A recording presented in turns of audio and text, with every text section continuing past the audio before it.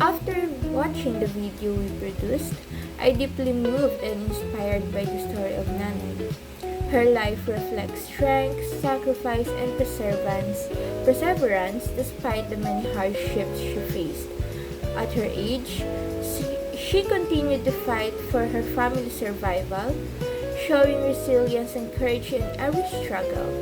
Her advice about valuing education and staying away from bad influences reminded me of how important discipline and determination are in achieving a better future.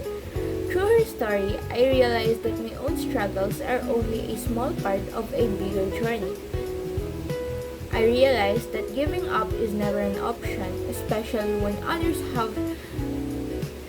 have endured far greater challenges yet continue to move forward. This experience made me reflect on how I handle my problems and how I can improve myself as a person. Moving forward, I aim to become stronger and braver. Although I may be emotionally sensitive, I now understand that my emotions should not hold me back but instead motivate me to grow. With faith in God, confidence in myself, and lessons learned from stories like Nanay, I believe I can continue my journey with purpose and hope for a better tomorrow. Hi, my name is Christine Gabisan. We had a chance to talk with an elderly woman who sells cigarettes and candies on the overpass near us. She told us about her life. She gets up early, works all day, no matter if it's hot or raining, just to have enough money to get by. We realize we usually walk past people like her without even noticing them. She said she doesn't do this because she wants to or she has to pay for her grandchildren's schooling. Even though things are hard, she smiled when we talked about her grandkids or children wants to finish school.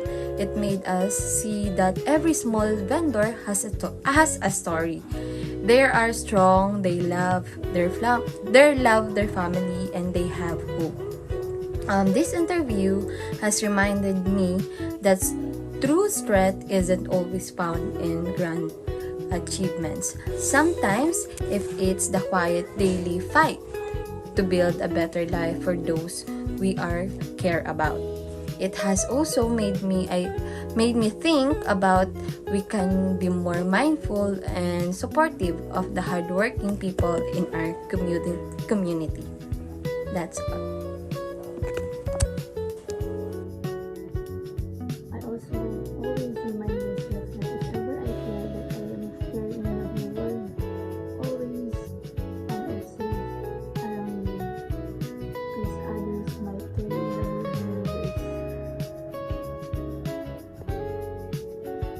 I also realized that being kind to others is not only about giving material things to them, but also offering respect, compassion, and human connection to them. So this experience reminded me that life does not have to be big to be meaningful.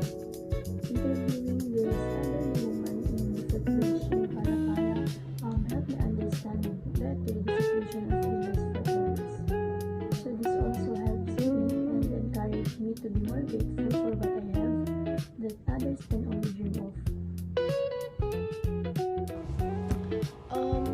The interview created mixed emotions, which is sympathy for the difficulties they face and admiration for their strength and continuing to provide for their families.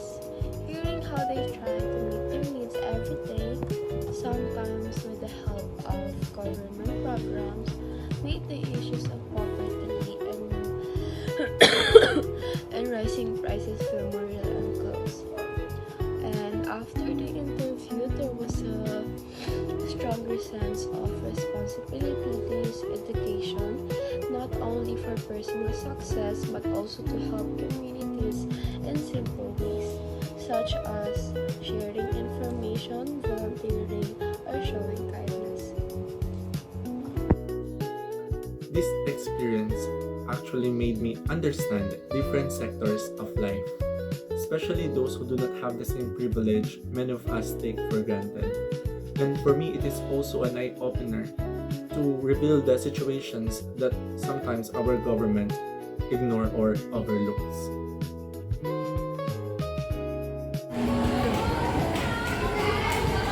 Good morning, I am Jojan.